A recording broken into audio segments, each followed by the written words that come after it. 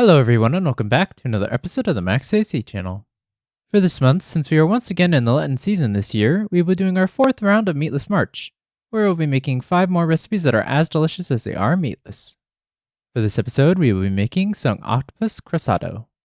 For this recipe, you will need 1 to 2 pounds of octopus, fresh or frozen, 2 tablespoons of olive oil, 1 to 2 onions, 2 to 4 garlic cloves, a half cup of dry red wine, such as Pinot Noir, Merlot, or Cabernet, 1 to 2 or 1 cup of tomatoes, either fresh or canned, 1 to 2 teaspoons of Italian seasoning, or a mix of oregano, thyme, and or rosemary, 1 to 2 bay leaves, some fresh parsley, and some lemon slices for garnish, and I recommend serving this with some crusty bread or other starch like rice, pasta, or potatoes. This should be good enough for about 2 to 4 servings, so just as needed.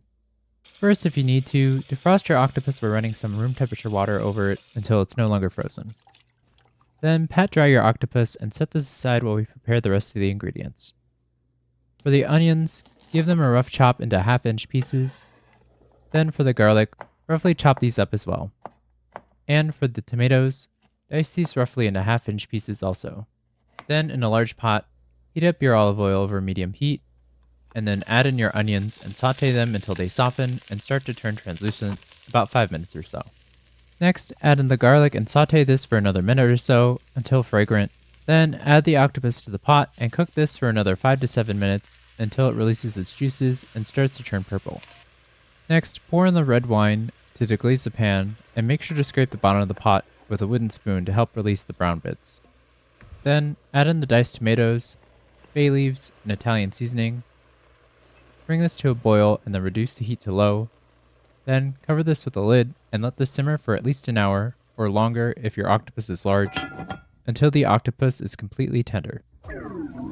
Next, once your octopus is fully cooked, remove the lid, remove the bay leaves, and if you wish, you can remove the octopus to dice it up into bite-sized pieces, and then add it back into the sauce. Also, if the sauce is too thin, simmer this uncovered for another 5 to 10 minutes to help it reduce. Then serve this with some toasted crusty bread, or over rice or pasta, garnishing it with some fresh parsley and lemon wedges if desired. And with that, your Octopus Krasato is ready to eat.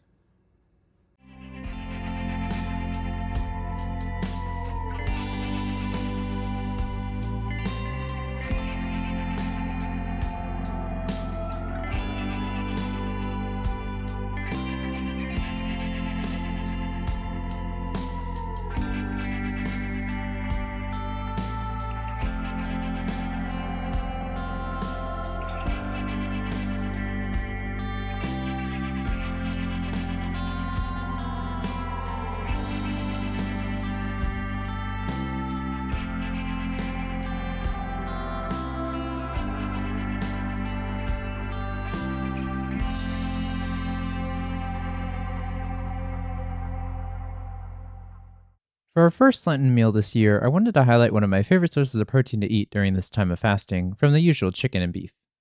A lot of people don't really like octopus because you have to cook it correctly so it doesn't become tough and chewy.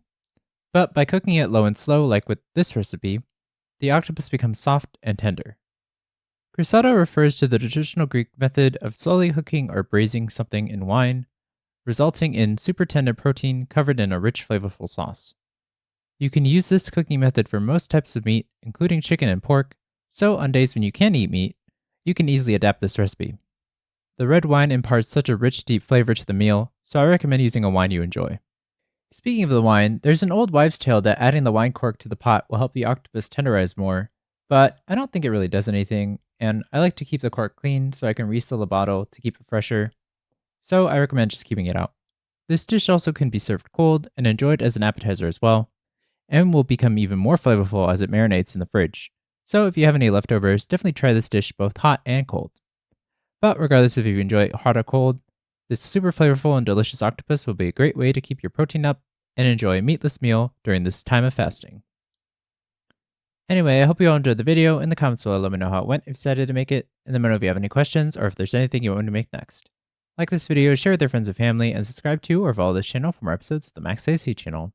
And remember, if you want to stay cool in the kitchen, turn your AC to the max and watch the Max AC channel. Next, pour in the white wine. Wait, what?